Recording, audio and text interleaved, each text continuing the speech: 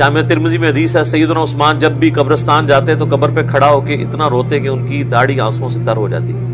تو صاحب کہتے ہیں حضرت آپ تو بخشے بخشائے ہیں. تو وہ کہتے ہیں میں نے رسول اللہ سے سنا تھا کہ آخرت کی منزلوں میں پہلی منزل قبر ہے.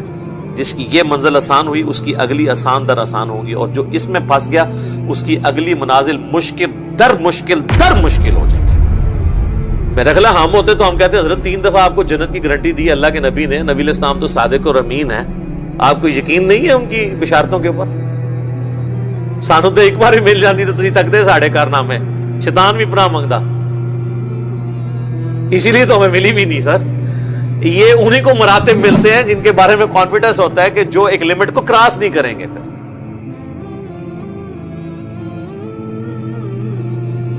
صحیح مسلم میں حدیث ہے، آپ نے اسلام فرمایا میں نے ارادہ کیا کہ میں اللہ سے دعا کروں کہ تمہیں عذاب قبر سنوا دے.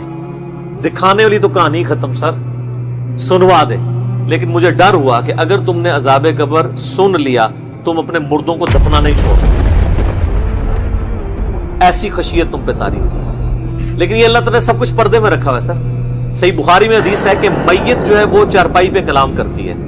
نیک میت کہتی ہے مجھے جلدی جلدی میری جگہ کی طرف لے چلو، اور جو بری میت ہے وہ چیخو پکار کرتی ہے کہ مجھے کہاں لے کر جا رہے ہو.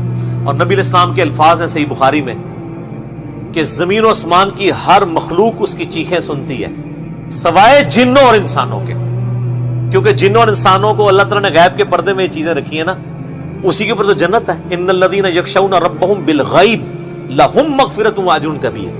جو لوگ بن دیکھے اپنے رب سے ڈرتے ہیں ان کے لیے مغفرت ہے اور اجر کبیر ہے. دیکھ کے تو سب نے مان لینا ہے. پھر سر اس سے بھی آگے اگر آپ چلے جائیں، صحیح بخاری میں یہ حدیث موجود ہے کہ جب میت کو سوالات کے جوابات نہیں آتے نا تو فرشتے اس سے پوچھتے ہیں کہ تجھے سوالات کے جوابات جو نہیں آئے یہ کیا معاملہ تیرے ساتھ ہوا؟ تو وہ کہتا ہے میں تو وہی کہتا تھا جو لوگ کہتے تھے، سنا کے سننی تم نہیں، پڑھ پڑھا کے سننی نہیں. تو فرشتے کہتے ہیں تو نے خود پڑھ کے سمجھنے کی کوشش کیوں نہیں کی؟ پھر فرشتے اسے ایک گرز مارتے ہیں جس سے وہ زمین کے اوپر بالکل جس کو کہتے ہیں نا پیرلل ہو جاتا ہے، زمین کے خاک بن جاتا ہے. اور اس کی جو گرز کی اگینسٹ اس کی چیخو پکار ہے اس کو جن و انس کے علاوہ تمام مخلوقات سنتی ہے. اگر یہ سن لیں تو ظاہر ہے یہ تو پھر انسان کے بچے نہ بن جائیں. یہ اللہ نے پردہ رکھا ہے، ورنہ تو آپ بڑے بڑے بزرگوں کو دفنا کے نکل رہے ہو نا، ان کے پردے جو ہے نا وہ جنازہ یعنی اس قبرستان کے گیٹ تک پہنچتے بھی ساری بزرگی کھل گئی ہو، دال کی بات پیچھے سے آ جائے. لوگ ایسے بزرگی کا دعویٰ بھی پھر چھوڑ دیں گے، وہ ڈرتے رہیں گے نا. تو یہ اللہ نے پردے رکھے ہوئے.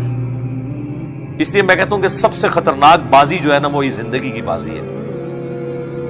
اصل میں کامیاب وہ ہے جو زندگی کی بازی جیت جائے. دنیا میں کوئی شخص بڑے سے بڑے عہدے پر بھی فائز ہو جائے، مرنے کے بعد اسے وہی 2 گز کی زمین ہی ملنی ہے. آپ جتنا مرضی مہنگا کفن کسی کو پہنا لیں، کتنی خوبصورت اس کی قبر بنا دیں، قبر کے اندر کے حالات آپ چینج نہیں کر سکتے. اور دوسری طرف جس نے اللہ کی تابعداری میں زندگی گزاری ہے اس کو چاہے قبر بھی نہ ملے، وہ فٹ پاتھ پہ ایک لاوارث لاش کی حیثیت سے مر جائے یا کسی ایئر کریش میں اس کی خاک بکھر جائے. جنید جمشید صاحب کو دیکھ لیں رحمہ اللہ تعالی. باقی تو یہ جو تابوت آپ کو نظر آ رہا ہوتا ہے یہ تو ہمیں ٹوٹلی پورا کیا ہوتا تو اس کے اندر کچھ بھی نہیں ہے. لیکن مرنے کے بعد اللہ تعالیٰ نیا جسم، نیا کفن، جنتی سب کچھ دے دیتا ہے، تو فرق ہی نہیں پڑتا.